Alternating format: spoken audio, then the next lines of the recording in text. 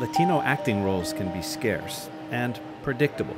For women looking for parts, there's inevitably the sassy streetwalker. Mira, papi, come here. You want some of this? Or the drug dealer's girlfriend. Okay, I'm not gonna be here for you the whole entire time while you're out there selling drugs. Or the ever-popular submissive housemaid. I just want to thank you so much for giving me this trabajo. Thank you so much. Did you like your tamales? How is that for stereotypes? MARLYN MATIAS has been at this so long she's learned to laugh. But this is her reality.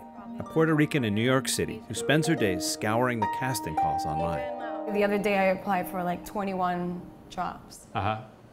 And have you heard back? Just from one. And it's not even in New York, it's in Pennsylvania. MATIAS types in her search criteria and sees what filters in.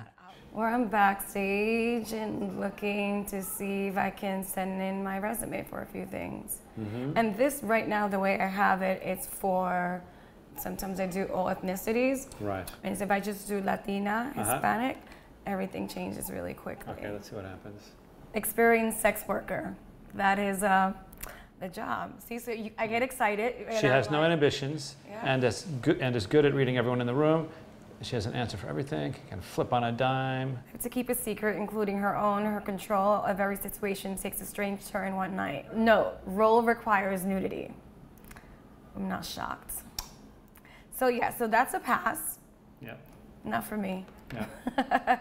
When was the last time you worked? Oh, like a week, 2 weeks ago. What did you do? Commercial. It was a Sony, like a commercial for like online. If you want, I'll show it to you later. I'd like to see it. Yeah. It's I'm more of doing a stunt.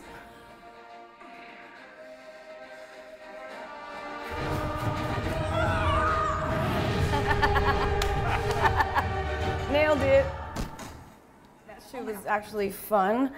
The director, also a Latina director. So I'm grateful for my Latina directors. There's so many amazing Latina directors out there. Latinos and Latinas hiring Latinos and Latinas. It's not exactly a common occurrence, but it could be, one day, if Jacob Padron has his way. Padron works in theater, but on the production side. He's been at Steppenwolf in Chicago, the Oregon Shakespeare Theater. Then he started the Soul Project. The structure of the initiative is we're going to take 12 writers, 12 Latino writers, and we pair each writer with an off-Broadway company. So right now we have 9 off-Broadway companies committed as partners, so that only leaves sort of 3 more left. 12 Latino writers hooked up with 12 of the city's best off-Broadway theaters. They are making basically a 3-pronged commitment. The first is to produce a play on their main stage by a Latino writer that we pick together, in collaboration together. The second is they commission a writer, a Latino writer, for future production. And then the third is to meet with as many Latino artists. So the hope is that, it's not just about the one production, it's really about kind of organizational transformation, that their organization become an artistic home for Latino artists. Man, every man needs to experience like that at least twice in his life before he can die happy. Horse and Vegas. Yeah, horse and blowing Vegas. Horse and blowing gambling in Vegas. Horse and blowing gambling and lobster in Vegas. I'm sold. When do we leave? Now, right the now. Shirts on our backs. We can buy toothbrush and deodorant at a gas station, sleep in the truck, eat fast food. It'll be the best experience of our young lives. Oh, sign me up, dude. I'm dead serious, Danny. The Soul Project's first play was The Alligator by Hilary Batiste, an American of Mexican descent. It aired at the New George Theater last year. The Alligator is about a couple of orphans who wrestle alligators and their own demons. And what is the American story, or that is the Latino story also? I think the promise of the American theater is that it can be a repository to hold all of our stories. Whether those stories are from the Black community, from the South Asian community, from the Latino community, the stage is a place to hold all those stories. But I feel like right now what happens in New York City and I think across the country is that it's very homogenous, that primarily the stories that we see don't actually reflect the beautiful kaleidoscope of the city of New York and of the world. On a recent morning, a stage crew and designers rushed to prepare the set at the Public Theater. The Soul Project's latest play is Oedipus el Rey, or Oedipus the King. Luis Alfaro wrote it.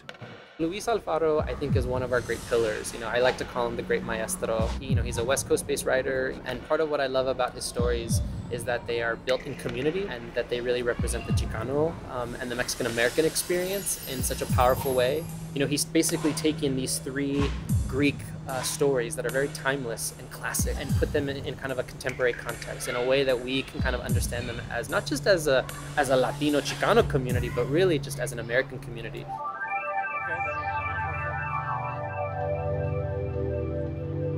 Alfaro's version of Oedipus was inspired by a stint in a California prison as a writer in residence. There, Alfaro met an inmate who'd been in solitary for 16 years. Which is a very extensive story about being a fifth-generation gang in California and how this man got out of prison. And I started thinking, where are the new kingdoms? If you're a young king, where do you go? And then, I always read the Greek and then I kind of look at all the beats of the Greek. I think one of the reasons why these plays have done so well is I think of them as love stories. And I think that there is a love story in my play about a young man who's deeply wounded, who never knew love, and a woman who's lost her husband, who doesn't know love, and they come together, and of course, they can't. So I'm talking at once to my people, but I'm also talking to my country, I'm talking to my citizenship, right? I'm talking about what it means to be American. Mm-hmm. Something universal and all of that. Absolutely, and so the sense of humanity, shared humanity we have. So it's an interesting time to be a Latino in this country, right? I feel it's like central to the country. I was born and raised here. I was born on American pop culture, right? But that's not the way I'm seen. It's essential to the life of the American theater to invest in diversity, right? This is the new American audience. And if it doesn't see itself in the theater, it's not gonna come. You might think a prison version of Oedipus just stereotypes Latinos further, but seeing the play might change your mind. Here's something you've most likely seen already, or at least heard about. Orange is the New Black, the Netflix series about women in prison, now in its 6th season. Laura Gomez plays Blanca Flores, a seemingly off-kilter inmate who goes on to break stereotypes of her own by becoming a crusader for prisoners' rights. Gomez, it's fair to say, is at the top of her game. The path of the struggle was so long that I never ever take it for granted. I come from the Dominican Republic and my family, it's okay there, but I did come to New York with no connections whatsoever. So I pretty much came to be an actor with these dreams. Let's put it like, Naomi Watts, and not precisely like Naomi Watts at Mulholland Drive, but a little bit like Theory High of New York City. I lived in every borough from, Jamaica, Queens to the Bronx, every little spot. And I did theater for a long time. I became a part of Spanish repertory theater before I even had an agent. It was a way to keep my muscle going as an actor. But I also had, to have all sorts of jobs. And it took literally like 10 years for me to get a manager. And through that manager, I got my audition for Orange is the New Black, which was the show really that shifted things around, like you said. Gomez still tries out for other parts. After all, you never know if or when your current character might get axed from a show. But with success, she says, she's drawn new lines in the sand. I don't do any more roles that are in prison. And that's just for me, because obviously I am portraying this character who in this universe, which in a show that I love and I see the point, but there was a moment where that was all that I was getting. And I was like, okay, I don't want to do this, even if that means that I'm going to work less. Because I don't want to put that label on myself. And besides, are there any other roles that we can play? Can I just be a person who happens to be Latina and that does not define me? I don't have that hashtag Latina thing. I am, and I'm proudly, support our community and whatnot, but I don't think that it should be a definition. You're just a person portraying a character.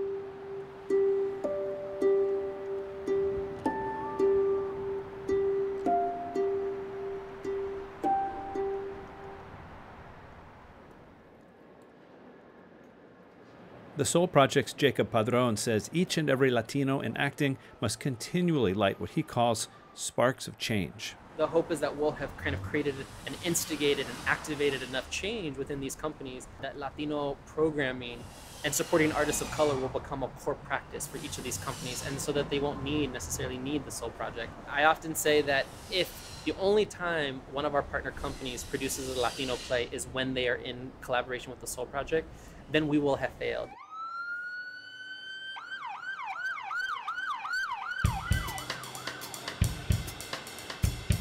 But institutional change can be slow, and some aren't waiting around. MARLYN MATIAS is writing and hoping to produce her own work online when she's not bartending here at a Puerto Rican joint in East Harlem called Camaradas El Barrio. Actually, bartending's been Matias's inspiration for the 6-part alcohol-infused web series she's writing.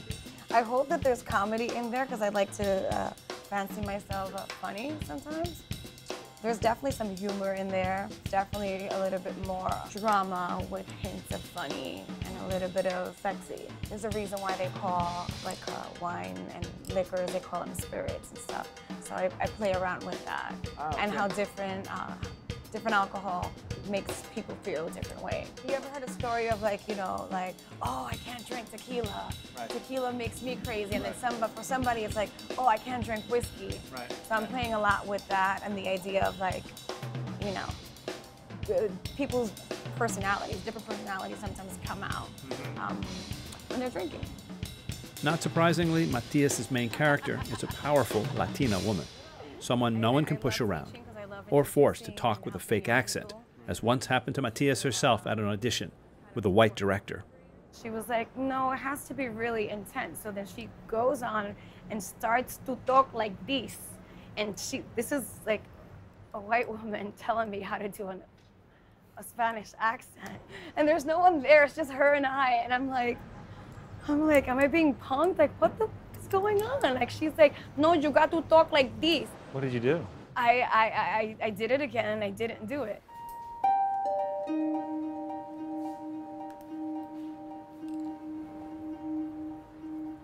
I wake up every morning and I chant and I meditate. I'm like, it's gonna be okay. There's a calmness in me though. I know that there's a role out there for me. I'm gonna be more than fine, and everything that I've ever not done and everything that I have done will pay off. I just know that I'm going to make a lot of money doing what I love and not have to sell out my people.